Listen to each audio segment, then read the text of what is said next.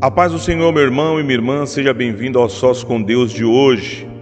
O texto para a nossa reflexão encontra-se em Mateus, capítulo 27, do versículo 45 ao 56, que diz assim: E houve trevas sobre toda a terra, do meio-dia às 3 horas da tarde.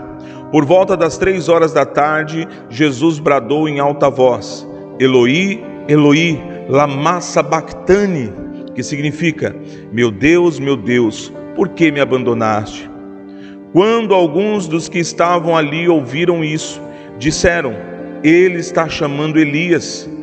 Imediatamente, um deles correu em busca de uma esponja, embebeu-a em vinagre, colocando-a na ponta de uma vara, e deu a Jesus para beber. Mas os outros disseram: deixem-no, vejamos se Elias vem salvá-lo. Depois de ter bradado novamente em alta voz, Jesus entregou o Espírito. Naquele momento, o véu do santuário rasgou-se em duas partes, de alto a baixo. A terra tremeu e as rochas se partiram. Os sepulcros se abriram e os corpos de muitos santos que tinham morrido foram ressuscitados. E saindo dos sepulcros, depois da ressurreição de Jesus, entraram na cidade santa e apareceram a muitos. Quando o centurião e os que com ele vigiavam Jesus viram o terremoto e tudo o que havia acontecido, ficaram aterrorizados e exclamaram: verdadeiramente, este era o Filho de Deus. Muitas mulheres estavam ali, observando de longe. Elas haviam seguido Jesus desde a Galileia para o servir.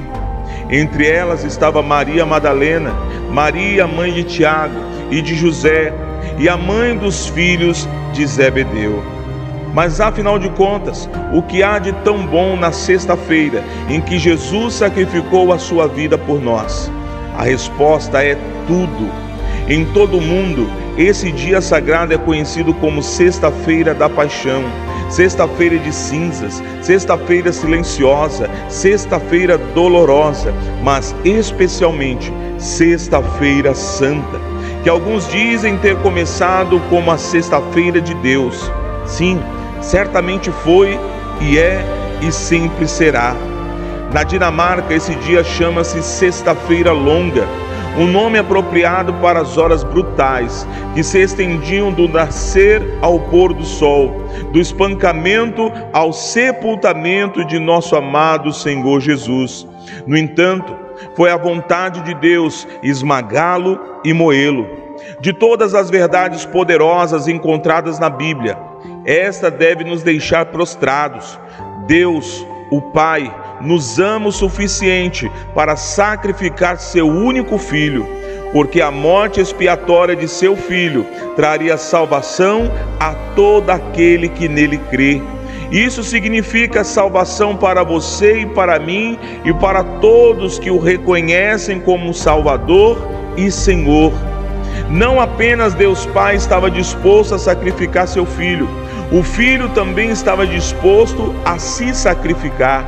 Nossa impressionante dívida de pecado, passado, presente e ainda por vir, foi totalmente paga quando Jesus se colocou no lugar escuro do pecado, no poço da transgressão, separado de seu Pai.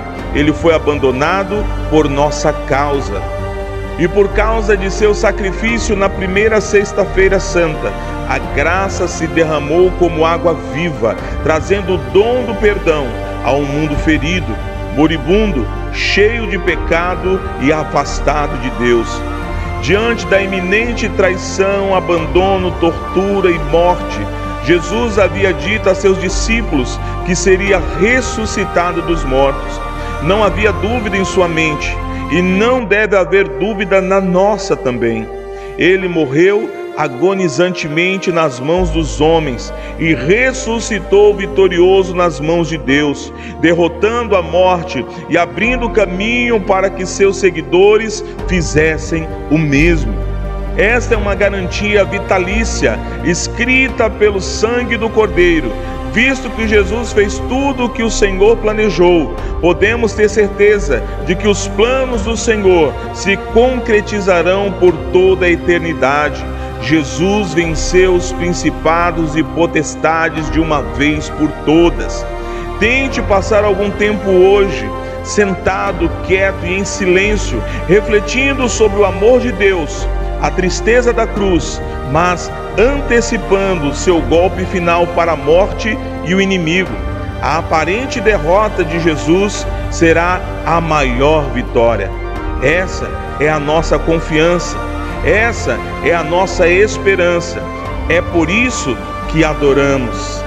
É por isso que a cada dia nos dedicamos ao Senhor, tendo a certeza que aquele que morreu pelo meu e pelo seu pecado, Ele ressuscitou ao terceiro dia para nos dar salvação, esperança e nos levar para morar com Ele ao longo da eternidade. Que o Senhor te dê um dia extraordinário, derrame da sua paz, da sua ação e do seu poder sobre a sua vida cada dia mais. Que Deus te abençoe.